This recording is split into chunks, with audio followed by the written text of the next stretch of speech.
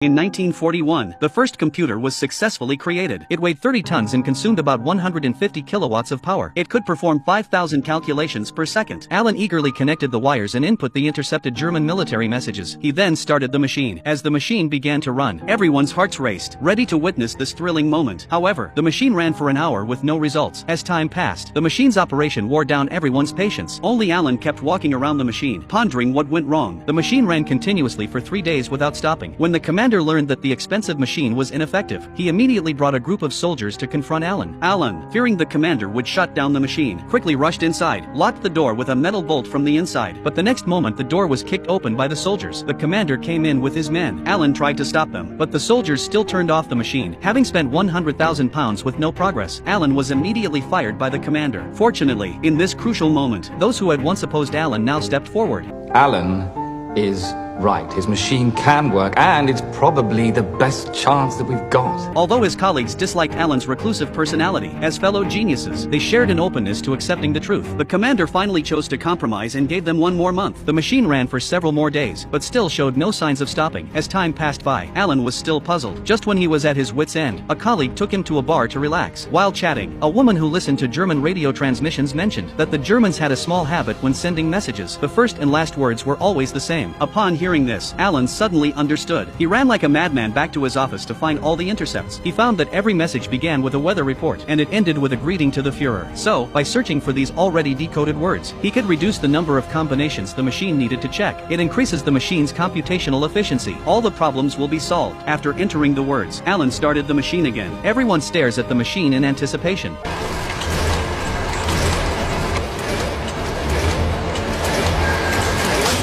After a minute, the machine stops. Alan immediately grabbed a pen and wrote down the deciphered letters, then input them into the captured Enigma machine and successfully decoded the German messages. From then on, the Allies could intercept all German intelligence. All the German information would be invisible. Thanks to the machine's fast calculation speed, the Allies decoded 104,100 German ciphered messages, about 150 per day on average. In 1943, at the height of the war, 90,000 messages were intercepted each month, an average of 3,000 per day. For the Allied decision-makers, knowing the core secrets of the German military not only allowed them to keep up with German military deployments and strategies, but also helped them formulate corresponding defensive measures. The birth of this machine helped bring the war to an earlier end, indirectly saving 14 million lives.